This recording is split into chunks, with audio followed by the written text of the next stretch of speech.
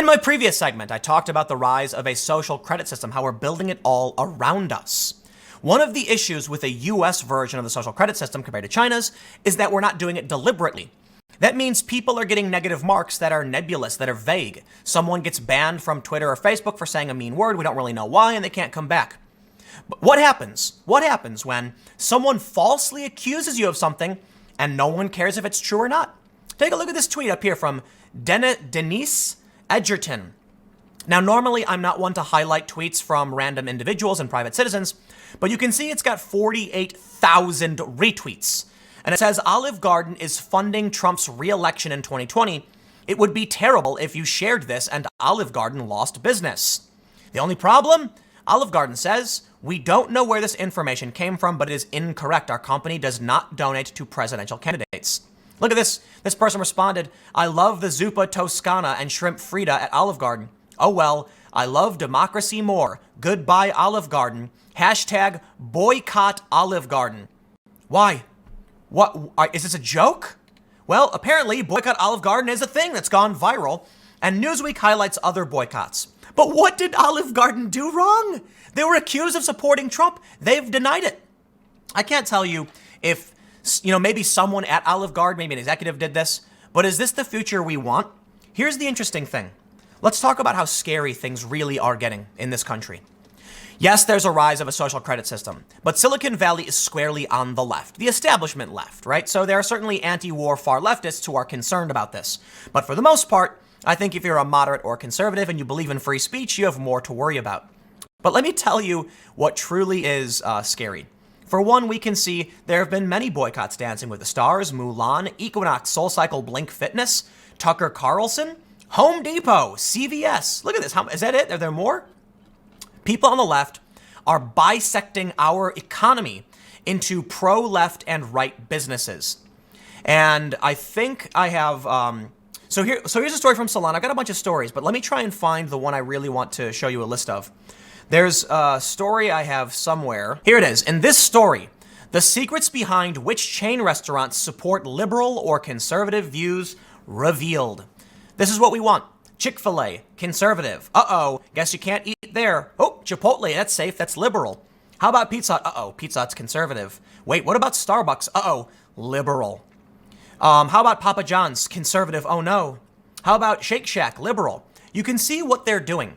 They're separating businesses based on ideology and saying you can or can't eat there. Where do you think this goes? Right now, as many of you know, I'm sponsoring an event in the Philadelphia area. And people on the far left don't want a bunch of progressives and moderates and some conservatives to get together to talk about ending racism. They've determined that we shouldn't be allowed to meet. And there's only a handful of them.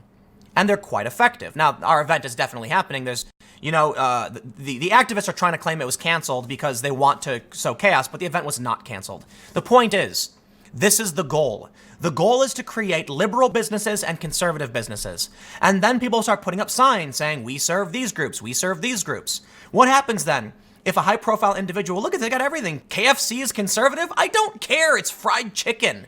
Panera Bread liberal, gasp, uh-oh. McDonald's is conservative, Wendy's is conservative, IHOP is conservative. It sounds like almost all of these businesses are conservative. I'm not surprised. People who run big businesses probably are going to vote in favor of big business. Check this out.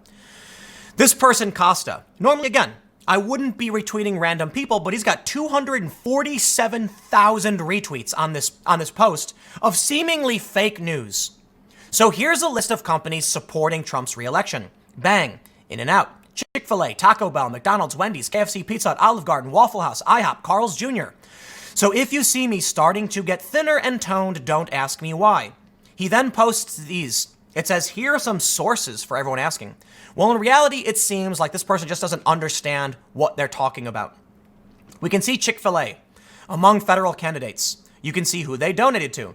The issue is, as a business, the organizations themselves did not donate. Let me stress, the organizations themselves did not donate. Rather, the money came from the organization's PACs, their individual members or employees or owners or those individuals, or their immediate families. I'm sorry. Look at this. This guy is saying these businesses are supporting Trump's re-election. And then he says, here are the sources. Okay, Well, the source shows us that, first of all, Chick-fil-A, it's $36,000 for the 2016 cycle. That is nothing compared to what he spent. But more importantly, the organizations did not donate. It's just the staff. So you want to know what? Yeah, Chick-fil-A is closed on Sundays. There are probably a lot of conservatives who want to work there, and they'll make conservative donations. And they try and make it seem like it's the businesses themselves that do this. Here's food and beverage from Open Secrets. I'm willing to bet they have a very similar disclaimer. Well, they don't, but I'm willing to bet it's actually the same thing. Check it out. They say, McDonald's overwhelmingly more so donates to Republicans. Fast Food Systems, which I don't know what that is, donates almost exclusively to Republicans, and I don't think they donate at all to Democrats. Coke is 50-50. National Restaurant Association is Republican. You can see most of them are Republicans. But here's the thing. Are they talking about the business?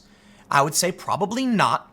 Well, this one might be because this is general Republican, so they might be giving to multiple campaigns. The point I want to make is, typically when people say a business supports this, what they're really referring to is someone who works for the business. And it's not even that much money. And it might even be a family member of someone who works there. That's how insane things have gotten. So we've seen there are multiple boycotts, but there's more. This guy Costa says, for everyone newly following me, only 5% of my tweets are political. I don't care about that. He says most of them wanting to break someone's daughter's back. Okay, fair warning. Here's more companies, Applebee's, Outback, Urban Outfitters, Coachella, Target. They supported both liberal and conservative. In-N-Out and Chick-fil-A, I get, but y'all really getting upset over Taco Bell? Y'all must have a digestive system made of steel, because I'd be ready to die on the toilet after eating their LMAOOO. Well, of all the things you tweeted I disagree with, that one I do agree with. Taco Bell, it's got some good food, but I just don't eat there because it doesn't sit right. He says, unrelated, but if you single and trying to eat right together, what it do, baby? This is what we can expect. People using information that makes no sense, making wild claims, and getting 250,000 retweets. Why is this information of relevance to anybody? Who cares if someone at Pizza Hut is donating? Well, Chick-fil-A 10 years ago had some staff members who donated something like 25 grand to anti-LGBTQ groups or whatever. Now everyone blames Chick-fil-A as a whole. We've even seen I think there's a lawsuit because they're trying to keep Chick-fil-A out of like airports. But Chick-fil-A tastes great and people like Chick-fil-A. In fact, my understanding is Chick-fil-A is America's favorite fast food chain right now. But these boycotts are insane. And I'll tell you what's going to happen. Take a look at this story. I don't know if you saw me cover it. Gillette shifting the spotlight after losing $8 billion. Well, it was an $8 billion write-down. But Gillette was doing socially conscious ads, and then they realized it was a bad idea. And now they're trying to walk back away from that. But people don't care. People want conflict. People want to believe this. And then businesses need to learn to ignore the outrage mobs. Otherwise, they will get hurt. If you bend the knee to the crazy outrage mobs, you will lose money and you will cease to exist. And now Olive Garden will reap the benefits of the mob outrage. You know, there are venues who are telling us they're concerned about, protests and all that. Admit it, but again, I will stress, the event is on, everything's fine. But there is a concern over outrage, as we've seen from not just what's going on with my event, but with tons of other events. With people saying they're going to either ban someone's account due to outrage and then ignore someone else. We can't function this way. We can't live in a country where Alex Jones will be banned from Twitter for saying naughty words, but Sean King won't. There's no standards, there's no rules. And going back to the point I was making in my past segment, if you saw it, about a social credit system. When the rules are ill-defined, this is what you get. Could you imagine having no sound justice system? You don't know if what you're doing will be considered right or wrong by anybody. You can do nothing, but they'll blame you anyway, and then people will share it. 247,368 retweets, 555,000 likes. Are you seriously not going to eat at Pizza Hut or Wendy's anymore because some random dude on Twitter falsely accuses these businesses of supporting somebody? That's how insane everything is getting. A Taco Bell pack maxed out its giving to the Trump campaign. So what? Who cares? Who cares? And then we can see just boycott after boycott after boycott. Well, I'll tell you what, man. If you want to live in a world where you can't have a chicken sandwich because somebody who works at the chicken sandwich company likes Trump, I'm sorry. We are headed towards some kind of total collapse. I don't know. Look, I say civil war, but I don't mean like the old Civil War. I just mean some kind of urban civil conflict. We're in it now. We've heard it said. But if we're at a point now where the left is demanding boycotts of Olive Garden because some random person on Twitter claimed it, you deserve it. You absolutely deserve what you get. And maybe we all deserve it. That's it. I'll tell you what. Here's what I'm going to do. I got one more segment after this, so stick around, and then I'm going to go to Olive Garden because they have these fried mozzarella things. They're really good, and the pesto sauce is great. Because I don't care if someone's going to accuse them of supporting Trump. It's an endless pasta bowl. It tastes good. Now, I mean, there's probably a better local business I could support, but anyway, stick around. I'll see you all in the next segment.